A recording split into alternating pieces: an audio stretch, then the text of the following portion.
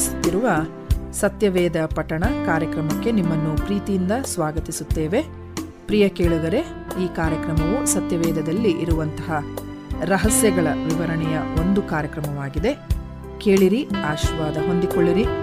ನಿಮಗೆ ಪ್ರಶ್ನೆಗಳಿದ್ದಲ್ಲಿ ನಮ್ಮೊಟ್ಟಿಗೆ ನೀವು ಮಾತನಾಡಬೇಕಾದರೆ ನಮ್ಮ ಮೊಬೈಲ್ ಸಂಖ್ಯೆಯನ್ನು ನೀವು ಬರೆದಿಟ್ಟುಕೊಳ್ಳುವುದಾದರೆ ನಮ್ಮನ್ನು ಸಂಪರ್ಕಿಸಬಹುದು. ನಮ್ಮ ಮೊಬೈಲ್ ಸಂಖ್ಯೆ 9902606453. ಕ್ರಿಸ್ತನ ಪರಿಶುದ್ಧ ನಾಮದಲ್ಲಿ ನಮ್ಮೆಲ್ಲರಿಗೂ ವಂದನೆಗಳು. ಮತ್ತೊಂದು ಸತ್ಯವೇದದ ಅಧ್ಯಯನಕ್ಕೆ ಸುಸ್ವಾಗತವನ್ನು ಬಯಸುತ್ತೇನೆ. ಈ ಒಂದು ಅಧ್ಯಯನಕ್ಕೆ ಆರಿಸಿಕೊಂಡಂಥ ದೇವರ ವಾಕ್ಯದ ಭಾಗ, ದೇವರು ಸದಾ ಒಳ್ಳೆಯವನು.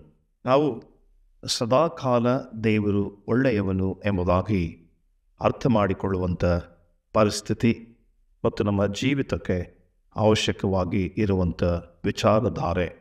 ಕಾರಣ, ದೇವರು ತನ್ನ ಪರಿಶುದ್ಧವಾದಂಥ ವಾಕ್ಯದ ಮೂಲಕವಾಗಿ ನಮಗೆ ನಾನಾ ಸತ್ಯತೆಗಳನ್ನು ಆತನು ತಿಳಿಸಿ ಕೊಡುವುದರ ಜೊತೆಯಲ್ಲಿ ಆತನು ಸರ್ವ ಸೃಷ್ಟಿಗೆ ಮೂಲ ಕಾರಣಕರ್ತನು.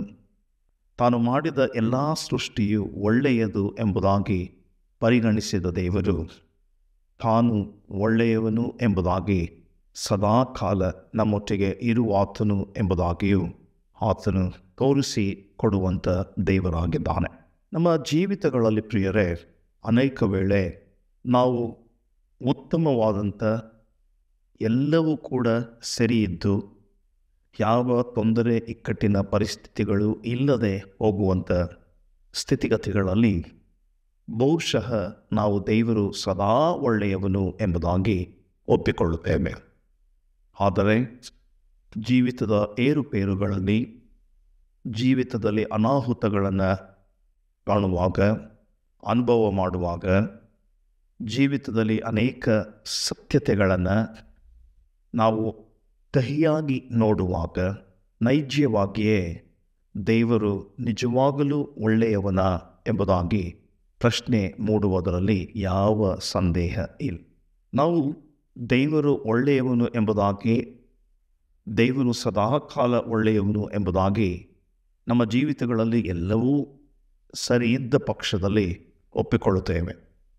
ಆದರೆ ದೇವರ ಮಹತ್ವ ಮತ್ತು ದೇವರ ವಾಕ್ಯದ ಮೂಲಾರ್ಥ ಮತ್ತು ದೇವರ ವಾಕ್ಯದ ಗೂಢಾರ್ಥ ನಮಗೆ ಪ್ರಬೋಧಿಸುವಂಥದ್ದೇನೆಂದರೆ, ನಮ್ಮ ಜೀವಿತದ ಏರುಪೇರುಗಳಲ್ಲಿಯೂ, ನಮ್ಮ ಜೀವಿತಗಳಲ್ಲಿ ಶುಭ ಮತ್ತು ಅಹಿತರ ಘಟನೆಗಳು ಇದ್ದಾಗ್ಯೂ, ಸೌಖ್ಯ, ಸಂತೋಷ, ಕಷ್ಟ, ನೋವು, ಚಿಂತೆ, ದುಃಖ ಇವುಗಳು ಇದ್ದಾಗ್ಯೂ ದೇವರು ಒಳ್ಳೆಯವನೇ, ಆತನಲ್ಲಿ ಯಾವ ಬದಲಾವಣೆ ಇಲ್ಲ ಎನ್ನುವಂಥದ್ದನ್ನು ಸೂಚಿಸುವಂಥದ್ದಾಗಿದೆ. ಲೋಕದಲ್ಲಿ ಜನರು ಬದಲಾಗಬಹುದು, ಲೋಕದ ರೀತಿ ನೀತಿಗಳು ಬದಲಾಗಬಹುದು, ಲೋಕದ ಸನ್ನಿವೇಶಗಳು ಬದಲಾಗಬಹುದು, ಲೋಕದಲ್ಲಿರುವಂಥ ಅನೇಕ ಸತ್ಯತೆಗಳು ಸುಳ್ಳಾಗಬಹುದು.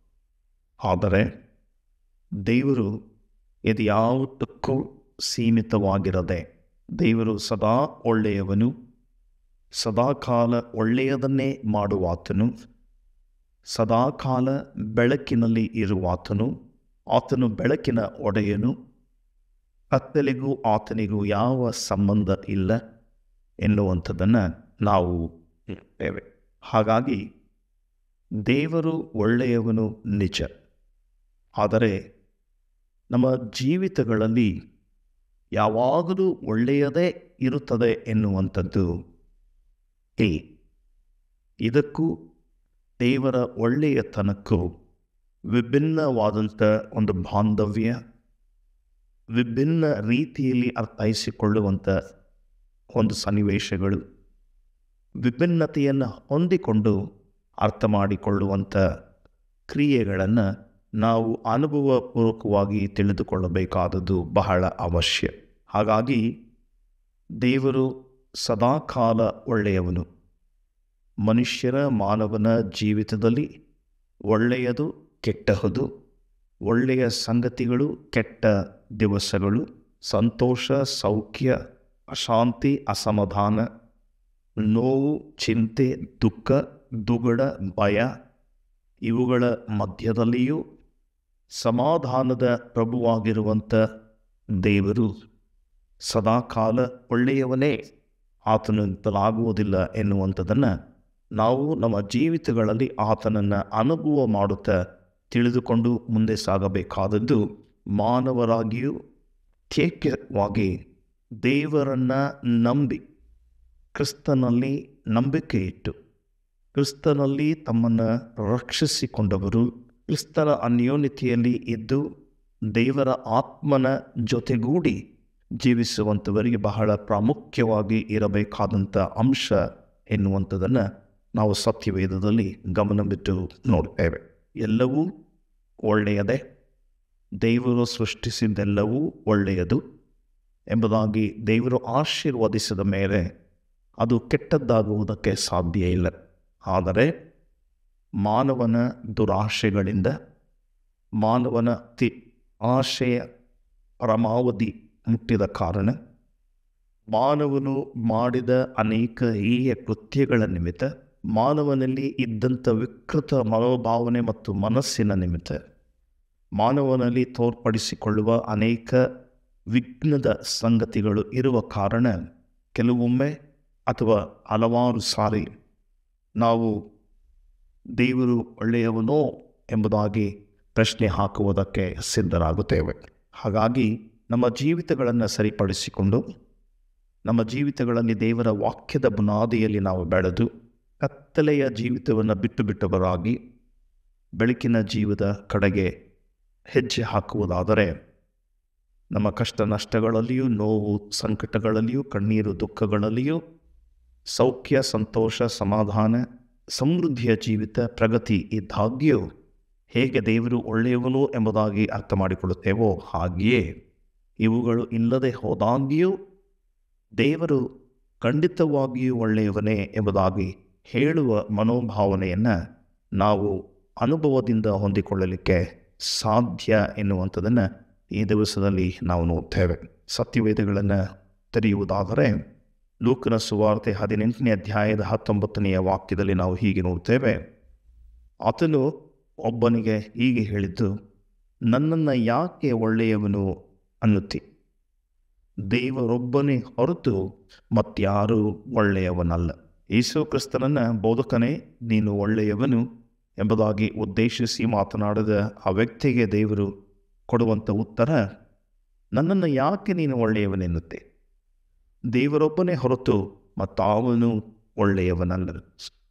ಇಲ್ಲಿ ಕಾಣುವಂಥ ಕ್ರಿಸ್ತನ ದೀನತೆ ಮತ್ತು ಕ್ರಿಸ್ತನ ಅಂಗೀಕಾರ ಮತ್ತು ಕ್ರಿಸ್ತನ ಆ ಒಂದು ಭಯ, ಆ ಕ್ರಿಸ್ತನ ಆ ಭಕ್ತಿಯ ಜೀವಿತ, ತಂದೆಗೆ ಒಪ್ಪಿಸಿಕೊಟ್ಟಂಥ ಬದುಕು ಎಲ್ಲವನ್ನ ಕೂಡ ಈ ವಾಕ್ಯದ ಅಡಿಧಾವರಗಳಲ್ಲಿ ನಾವು ನೋಡ್ತೇವೆ. ಇನ್ನು ಮುಂದುವರಿದು ಮಾನವರಾಗಿ ದೇವರು ಕೊಟ್ಟಂಥ ವಾಕ್ಯಗಳನ್ನು ಹಿಡಿದು ದೇವರ ನಿಯೋಜನೆಗೆ ತಮ್ಮನ್ನು ಒಪ್ಪಿಸಿಕೊಟ್ಟು ವಾಕ್ಯಗಳ ಪ್ರಭಾವದಿಂದ ನಡೆಯುವಂಥ ಅನೇಕ ದೈವತರುಗಳು ಬರೆದಂಥ ಅನೇಕ ವಾಕ್ಯಗಳ ಮೂಲಕ ನಾವು ಹೀಗೆ ನೋಡ್ತೇವೆ. ದಾವೀದನು ತನ್ನ ಅನುಭವ ಮೂಲಕವಾಗಿ ಆತನು ಹೀಗೆ ನುಡಿಯುತ್ತಾನೆ. 34ನೇ ಅಧ್ಯಾಯದ 8ನೆಯ ವಾಕ್ಯದಲ್ಲಿ ನಾವು ನೋಡ್ತೇವೆ, ಯೆಹೋವನು ಸರ್ವೋತ್ತಮನೆಂದು ಅನುಭವದಿಂದ ತಿಳಿದುಕೊಳ್ಳಿರಿ, ಆತನನ್ನು ಆಶ್ರಯಿಸಿಕೊಂಡವರು ಎಷ್ಟೋ ಧನ್ಯರು.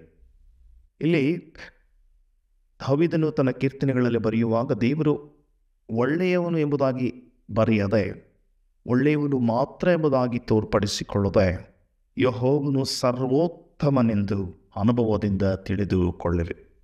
ಅಂದರೆ ಇರುವಂಥ ಎಲ್ಲರ ಪೈಕಿ ಇರುವಂಥ ಎಲ್ಲ ಸೃಷ್ಟಿಗಳ ಸಮನಾಗಿ ಎತ್ತರದಲ್ಲಿ ಇಡಲ್ಪಟ್ಟಂಥ ನಮ್ಮ ದೇವರು ಯೆಹೋವನು ಆತನು ಸರ್ವೋತ್ತಮನೆಂದು ಅನುಭವದಿಂದ ತಿಳಿದುಕೊಳ್ಳಿರಿ.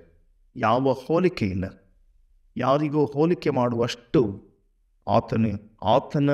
ಆತನಿಗೆ ಹೋಲಿಕೆ ಮಾಡುವಷ್ಟು ನಾವುಗಳು ಇಲ್ಲ ಎನ್ನುವಂಥದ್ದನ್ನು ಆತನು ಪ್ರತಿಬಿಂಬಿಸುವಂಥ ಈ ವಾಕ್ಯ, ಯೆಹೋವನು ಸರ್ವೋತ್ತಮನೆಂದು ಅನುಭವದಿಂದ ತಿಳಿದುಕೊಳ್ಳಿರಿ. ಒಬ್ಬನು ತನ್ನ ಅನುಭವದಿಂದ ಯೆಹೋವನು ಸರ್ವೋತ್ತಮನು ಎಂಬುದಾಗಿ ಅರ್ಥ ಮಾಡಿಕೊಳ್ಳುವುದಕ್ಕೆ ಸಾಧ್ಯ. ಆದುದರಿಂದ ಮುಂದುವರಿದು ಆತನು ಹೇಳುತ್ತಾನೆ, ಆತನನ್ನು ಆಶ್ರಯಿಸಿಕೊಂಡವರು ಎಷ್ಟೋ ಧನ್ಯರು. ಮತ್ತು 9ನೆಯ ವಾಕ್ಯದಲ್ಲಿ ನಾವು ಹೀಗೆ ನೋಡ್ತೇವೆ, ಯೆಹೋವನ ಜನರೇ, ಆತನಲ್ಲಿ ಭಯಭಕ್ತಿಯುಳ್ಳವರಾಗಿರ್ರಿ. ಆತನಲ್ಲಿ ಭಯಭಕ್ತಿಯುಳ್ಳವರಿಗೆ ಯಾವ ಕೊರತೆಯೂ ಇರುವುದಿಲ್ಲ. ಇದು ಮತ್ತು ಶ್ರೇಷ್ಠವಾದಂಥ ಅನುಭವ.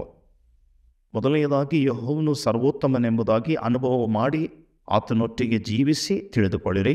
ಆತನನ್ನು ಆಶ್ರಯಿಸಿಕೊಂಡವರಿಗೆ ಯಾವ ಕೊರತೆಯೂ ಆಗುವುದಿಲ್ಲ, ಯಾಕೆಂದರೆ ಅವರು ಎಷ್ಟೋ ಧನ್ಯರಾಗಿರುತ್ತಾರೆ. 9ನೆಯ ವಾಕ್ಯದಲ್ಲಿ ಆತನು ಹೇಳುವಂಥದ್ದು, ಯೆಹೋವನ ಜನರೇ, ಆತನಲ್ಲಿ ಭಯಭಕ್ತಿಯುಳ್ಳವರಾಗಿರ್ರಿ. ಆತನಲ್ಲಿ ಭಯಭಕ್ತಿಯುಳ್ಳವರಿಗೆ ಯಾವ ಕೊರತೆಯೂ ಇರುವುದಿಲ್ಲ. ಚಿಂತೆ, ದುಃಖ, ಸಂಕಟ, ನೋವು, ಸಂತೋಷ, ಸಮೃದ್ಧಿ, ಪ್ರಗತಿ ಇವುಗಳ ಜೊತೆಯಲ್ಲಿ ಯಾವ ಕೊರತೆಯೂ ಇಲ್ಲದ ಜೀವಿತ ಒಬ್ಬ ಮನುಷ್ಯನಿಗೆ ದೊರೆಯಬೇಕಾದರೆ ಆತನು ಯೆಹೋವನನ್ನು ಅನುಭವಪೂರ್ವಕವಾಗಿ ತಿಳಿದುಕೊಳ್ಳಬೇಕು. ಮಾತ್ರವಲ್ಲದೆ ಆತನಿಗೆ ಭಯಭಕ್ತಿಯುಳ್ಳವರಾಗಿ ನಡೆದುಕೊಳ್ಳಬೇಕಾದದ್ದು ಬಹಳ ಅವಶ್ಯ. ಇನ್ನು 2ನೇಯದಾಗಿ ದಾವೀದನು ತನ್ನ ಕೀರ್ತನೆಗಳಲ್ಲಿ ಬರೆಯುತ್ತಾನೆ, ಯೆಹೋವನು ಒಳ್ಳೆಯವನು, ಆತನ ಕೃಪೆಯು ಯುಗ ಯುಗಕ್ಕೂ, ಆತನ ಸತ್ಯತೆಯು ತಲತಲಾಂತರಕ್ಕೂ ಇರುವವು. ಯೆಹೋವನು ಸರ್ವೋತ್ತಮನೆಂಬುದಾಗಿ ಹೇಳಿದ ಕೀರ್ತನೆಗಾರನು ಇಲ್ಲಿ ಮತ್ತೆ ಆತನು ತಿಳಿಸುತ್ತಾನೆ, ಯೆಹೋವನು ಒಳ್ಳೆಯವನು, ಆತನ ಕೃಪೆಯು ಯುಗ ಯುಗಕ್ಕೂ, ಆತನ ಸತ್ಯತೆಯು ತಲತಲಾಂತರಕ್ಕೂ ಇರುವವು. ಅದು ಅಳಿದು ಹೋಗುವುದಿಲ್ಲ, ಅದು ನಿಂತು ಹೋಗುವುದಿಲ್ಲ, ಅದರಲ್ಲಿ ಕೊರತೆ ಕಾಣುವುದಿಲ್ಲ. ಅದು ಯಾವಾಗಲೂ ಕೂಡ ಸದಾಕಾಲ ನಮ್ಮ ಸಂಗಡ ಇರುವಂಥದ್ದು ಆಗಿಯದೆ ಎಂಬುದಾಗಿ ಆತನು ಈ ವಾಕ್ಯದ ಮೂಲಕ ನಾವು ನೋಡುತ್ತೇವೆ.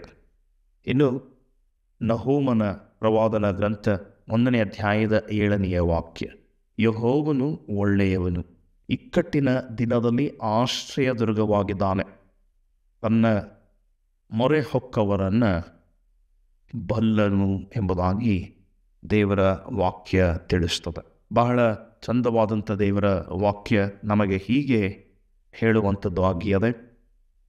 ನಹೂಮನ ಪ್ರವಾದನ ಗ್ರಂಥ 1ನೇ ಅಧ್ಯಾಯದ 7ನೆಯ ವಾಕ್ಯದಲ್ಲಿ, ಯೆಹೋವನು ಒಳ್ಳೆಯವನು, ಇಕ್ಕಟ್ಟಿನ ದಿನದಲ್ಲಿ ಆಶ್ರಯದುರ್ಗವಾಗಿದ್ದಾನೆ, ತನ್ನ ಮೊರೆ ಹೊಕ್ಕವರನ್ನು ಬಲ್ಲನು.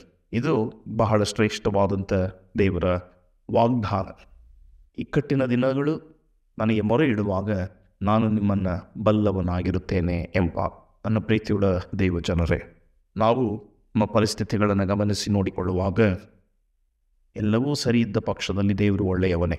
ನಮ್ಮ ಜೀವಿತಗಳಲ್ಲಿ ಯಾವುದೂ ಸರಿ ಹೋಗುತ್ತಿಲ್ಲ ಎನ್ನುವಂಥ ಪರಿಸ್ಥಿತಿಗಳಲ್ಲಿ ದೇವರು ನಿಜವಾಗಲೂ ಒಳ್ಳೆಯವನೋ ಎಂಬುದಾಗಿ ಒಂದು ಸಣ್ಣ ಪ್ರಶ್ನೆ ನಮ್ಮಲ್ಲಿ ಹುಟ್ಟುತ್ತದೆ. ಅದಕ್ಕೆ ಉತ್ತರ ಹುಡುಕುತ್ತಾ ಬೇಸತ್ತು ಹೋಗುತ್ತೇವೆ. ಕಾರಣ, ಉತ್ತರ ಹುಡುಕುವುದಾದರೆ ದೇವರು ಒಳ್ಳೆಯವನೇ ಎಂಬುದಾಗಿ ತೋರ್ಪಡಿಸಿಕೊಳ್ಳುತ್ತದೆಯೇ ಹೊರತು ದೇವರು ಯಾವತ್ತೂ ಕೂಡ ಕೆಟ್ಟವನಾಗುವುದಕ್ಕೆ ಸಾಧ್ಯ ಇಲ್ಲ. ಕಾರಣ, ಸರ್ವ ಸೃಷ್ಟಿಗೆ ಮೂಲ ಕಾರಣಕರ್ತನಾದಂಥ ದೇವರು ತಾನು ಸೃಷ್ಟಿಸಿದ್ದೇ ಒಳ್ಳೆಯದು ಎಂಬುದಾಗಿ ಇರುವಾಗ ಸೃಷ್ಟಿಕರ್ತನಾದಂಥ ದೇವರು ಒಳ್ಳೆಯವನಾಗಿರಲಿಕ್ಕೆ ಸಾಧ್ಯವಿಲ್ಲವೋ? ಆತನು ಒಳ್ಳೆಯವನೇ. ನಮ್ಮ ಆತ್ಮೀಯ ಕರ್ತವ್ಯ ಈ ಸಮಯದಲ್ಲಿ ದೇವರು ನಮ್ಮ ಜೀವಿತಗಳಲ್ಲಿ ಒಳ್ಳೆಯವನಾಗಬೇಕಾದರೆ, ಅಥವಾ ನಮ್ಮ ಜೀವಿತಗಳಲ್ಲಿ ದೇವರು ಸದಾಕಾಲ ಒಳ್ಳೆಯವನೇ ಎಂಬುದಾಗಿ ತಿಳಿದುಕೊಳ್ಳಬೇಕಾದರೆ ನಮ್ಮ ಕರ್ತವ್ಯವನ್ನು ಹೀಗೆ ಪೌಲನು ಗುರುತಿಸುತ್ತಾನೆ. 2ನೇ ಕೊರಿಂಥದವರಿಗೆ ಬರೆದಂಥ ಪತ್ರಿಕೆಯಲ್ಲಿ 9ನೇ ಅಧ್ಯಾಯದ 8ನೆಯ ವಾಕ್ಯದಲ್ಲಿ ನಾವು ಹೀಗೆ ನೋಡ್ತೇವೆ, ದೇವರ ಸಕಲ ವಿಧವಾದಂಥ ದಾನಗಳನ್ನು ನಿಮಗೆ ಧಾರಾಳವಾಗಿ ಅನುಗ್ರಹಿಸುವುದಕ್ಕೆ ಶಕ್ತನಾದದ್ದರಿಂದ ಯಾವಾಗಲೂ ಎಲ್ಲ ವಿಷಯಗಳಲ್ಲಿ ಪರಿಪೂರ್ಣತೆಯುಳ್ಳವರಾಗಿರ್ರಿ, ಸಕಲ ಸತ್ಕಾರ್ಯಗಳನ್ನು ಹೇರಳವಾಗಿ ಮಾಡುವವರಾಗಿರ್ರಿ. ದೇವರ ದಾನಗಳು, ದೇವರ ಒಳ್ಳೆಯತನ, ದೇವರ ಒಳ್ಳೆಯ ಕ್ರಿಯೆಗಳು ನಮ್ಮ ಜೀವಿತಗಳಲ್ಲಿ ಆತನು ಅನುಗ್ರಹಿಸುವುದಕ್ಕೆ ಶಕ್ತನಾಗಿರುವುದರಿಂದ ಯಾವಾಗಲೂ ಎಲ್ಲ ವಿಷಯಗಳಲ್ಲಿ ಪರಿಪೂರ್ಣತೆಯುಳ್ಳವರಾಗಿದ್ದು ಸಕಲ ಸತ್ಕಾರ್ಯಗಳನ್ನು ಹೇರಳವಾಗಿ ಮಾಡುವವರಾಗಿರುವುದ ಪಕ್ಷದಲ್ಲಿ ದೇವರು ಸದಾಕಾಲ ನಮ್ಮ ಜೀವಿತಗಳಲ್ಲಿ ಒಳ್ಳೆಯವನಾಗಿರಲಿಕ್ಕೆ ಸಾಧ್ಯ ಎನ್ನುವಂಥದ್ದನ್ನು ಪೌಲನು ತನ್ನ ಕೊರಿಂಥ ಸಭೆಯವರಿಗೆ ಬರೆಯುವಾಗ ಬಹಳ ವಿಶ್ಲೇಷಿಸಿ ಆತನ ಬರೆಯುತ್ತಾನೆ.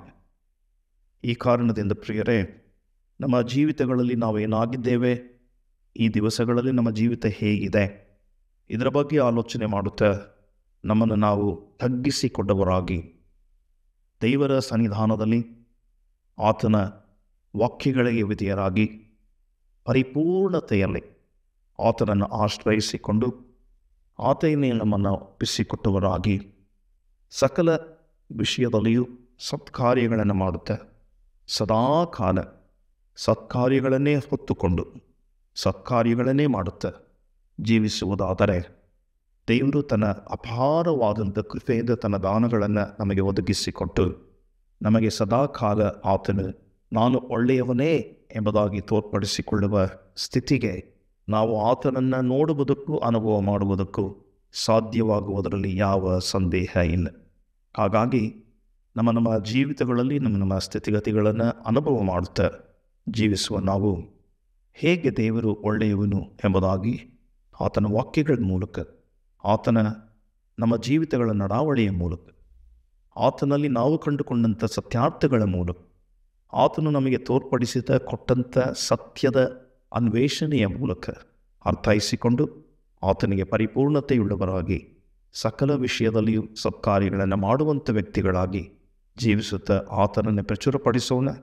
ದೇವರು ಒಳ್ಳೆಯವನೇ, ಸದಾಕಾಲ ಆತನು ನಮಗೆ ಒಳ್ಳೆಯವನು ಎಂಬುದಾಗಿ ಮತ್ತೊಬ್ಬರಿಗೆ ಪ್ರಕಟ ಮಾಡಿ ತಿಳಿಸಿ ಕೊಡೋಣ.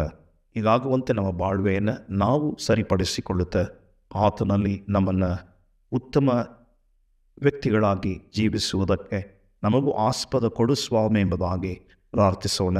ದೇವರು ನಮ್ಮ ಪ್ರಾರ್ಥನೆಯನ್ನು ಕೇಳುವ ದೇವರಾಗಿದ್ದಾನೆ. ಆಮೇನ್.